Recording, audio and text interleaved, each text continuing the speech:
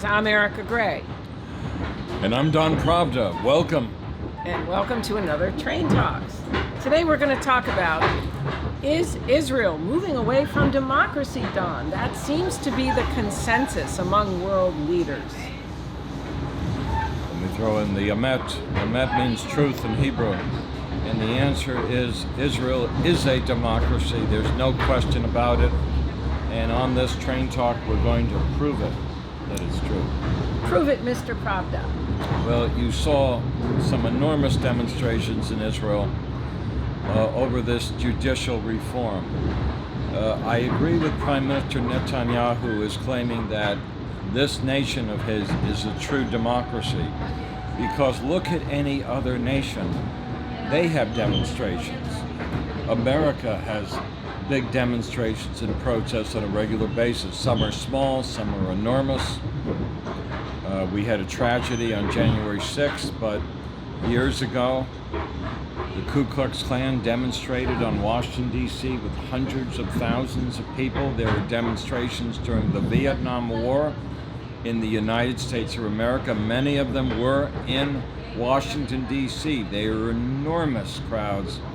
There was huge demonstrations by the black community. Black Lives Matter. So my conclusion is, and of course, you're quite aware there are strikes all the time with demonstrations in Rome and Paris and other regions of France. They happen. I agree with Mr. Netanyahu.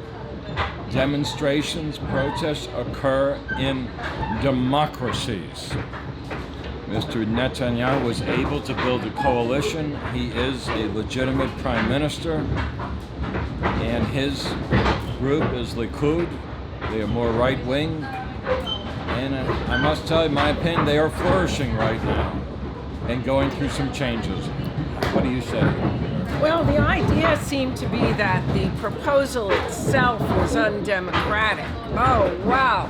We're really, this is like being in a boat. Oh wait, we're going to be in a boat later. We're moving. We're going to be in a boat, Don. We're going to be in a Staten Island ferry. This is giving us the practice. Yes, we're getting practice. We're getting seasick on the MTA train going to Manhattan. Okay, so the idea was that what was proposed was undemocratic. What's your take on that, Mr. Pravda? Well, first of all, wisely, he tabled the proposal, and in fact, during the month of April, and there's a variety of Holocaust memorials that are being planned. We're right on the edge of the 75th anniversary of Israel. There's a big, besides Passover, which is one of the major holidays in Judaism, almost since it's an ancient holiday. So the Prime Minister has let the proposal go for April. However, there are discussions in the back. And there's another very important event in April, and that is a day remembering the fallen soldiers of Israel. So wisely, he has tabled the proposal. Behind the scenes, they're having discussions. A certain minister was let go in Israel. That's kind of controversial, but I think they will come to conclusions, and eventually we'll have an agreement that they will knock out, just in the way that Mr. Netanyahu formed. Well, the idea was that the original proposal gives too much power to the government and too much say to the government. That's right. And it's not balanced. And so that is the core issue. What's your thoughts on that? Well, there's going to be very detailed changes. It's sort of like minutiae. That's very hard to understand, but it's going to give ultimately the left wing a little more say and control, rather than just having the government dictate who will be head of the Supreme Court. And you'll be hearing a lot about that in the coming months. But you want to know what I think, Don? You want to know what I think? Diga, tell me. Do you want to know what I really think? I think a lot of the world just waits to diss Israel and to just slam it in any way that they can. There's almost an inbred hatred. It's almost, they don't even realize it. But objectively, I could see it. They're so hypercritical of Israel when other nations do similar things or other leaders. It doesn't seem to get the same press that Israel gets. So there's almost this, it's unexplainable. Would you say there's almost an inbred sort of distaste, maybe hatred isn't the word. The enemies of Israel look for opportunity. These demonstrations, which have been prolonged and very large, gives the enemies of Israel opportunity to march against Israel. They have their own march and protest, and they're slamming Israel, and they show the protesters in Israel. However, as I said earlier, it also is proving something else. Israel is the true only democracy in the Middle East, and they are a partner, and a very solid partner, with the United States of America. And likewise, the United States of America has been a long-standing partner with Israel. Of course, there have been some issues and problems. On the train, Yeah, we got almost went into the This is a real bumper ride. This is like the bumper ride in Coney Island, and the ferry, going up and down on the Coney Island ride. But we're troopers. We're strong, and I think there's. We were saying down before we almost got thrown into the stone wall.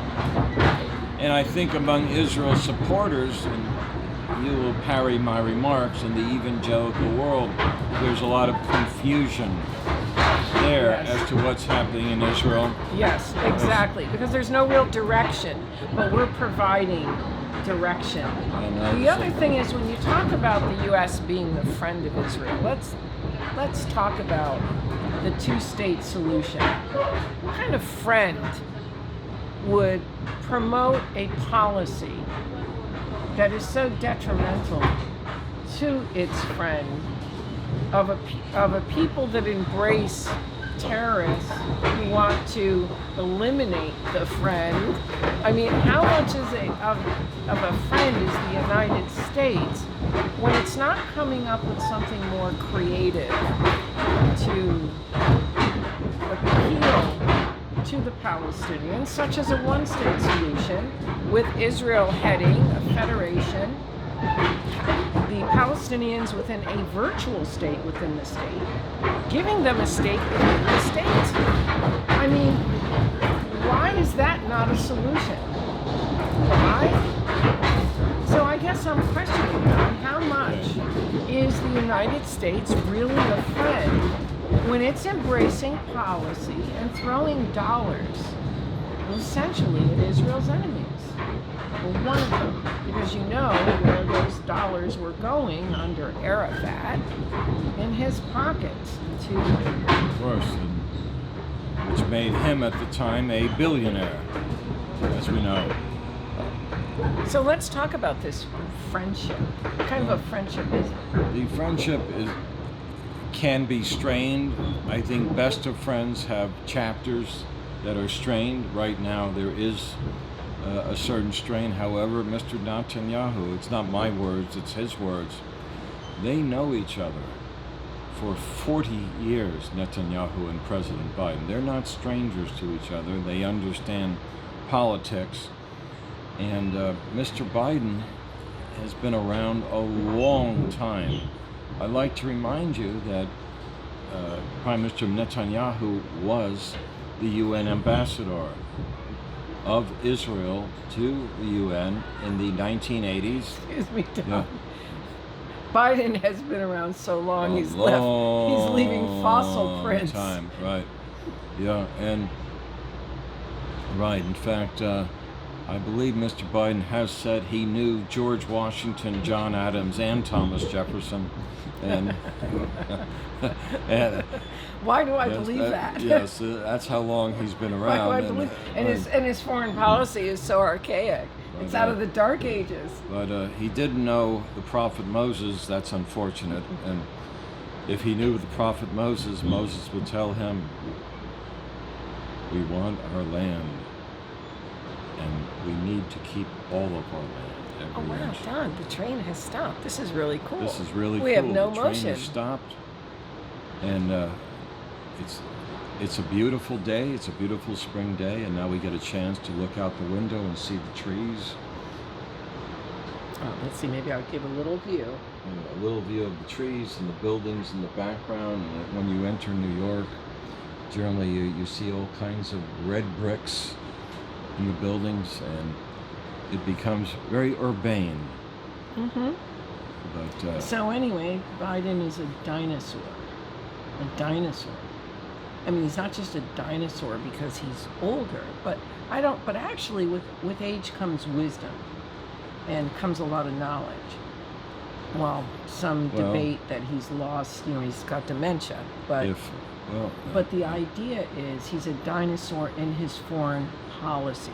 His foreign policy is Cold War era policy. We're in a multipolar world. The world has changed and shifted. You have the rise of the empires. You have the African Union. You have the European Union, India, major powers now. Russia's in a very different place than what it was under the Soviet Union, although the Western powers will not recognize that and are trying to crush Russia. So we're in a very different geopolitical lineup. We get it done, and that's what we're reporting on. We're reporting on this new lineup of empires and the aim of the empires, which is European Union is writing rules, making rules now, doing what's best for it. India's doing what's best for it. The United States, I don't know what we're doing under Biden. But anyway, I got off on a rabbit trail. What's best? But back to the friendship.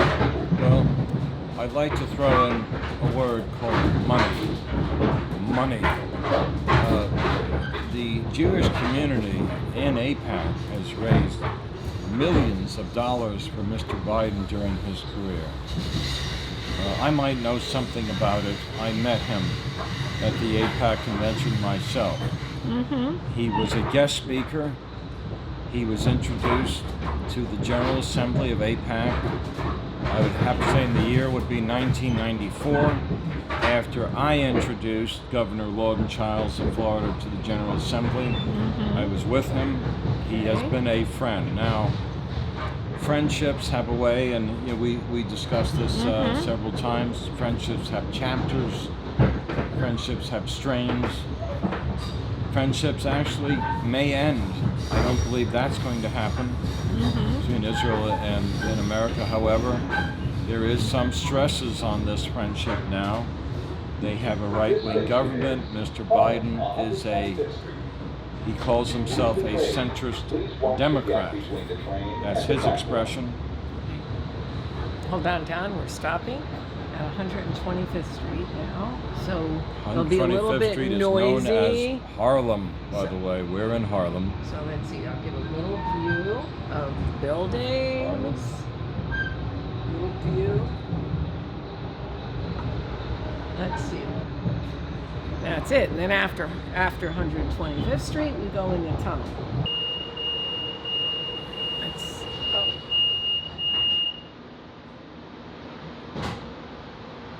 So anyway, I mean, I know that, of course, America has been a big friend to Israel, but the question is, with different administrations, what kind of friend with a two-state solution constantly being pushed? And so that's my 2 cents. That's my thoughts.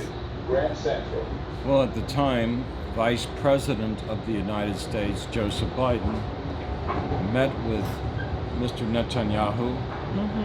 That's a while back now, when Obama was president, and he did express there's not a lot of friendship with Israel in this particular administration, but Mr. Biden expressed his personal friendship for Israel when he was Vice President of the United States, not too shabby a position.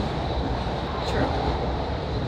Well, we'll see where this is all going to go, because when the US dollar tanks, which it's on its way to, Russia and the BRIC nations are fast working against the dollar, the world is shifting.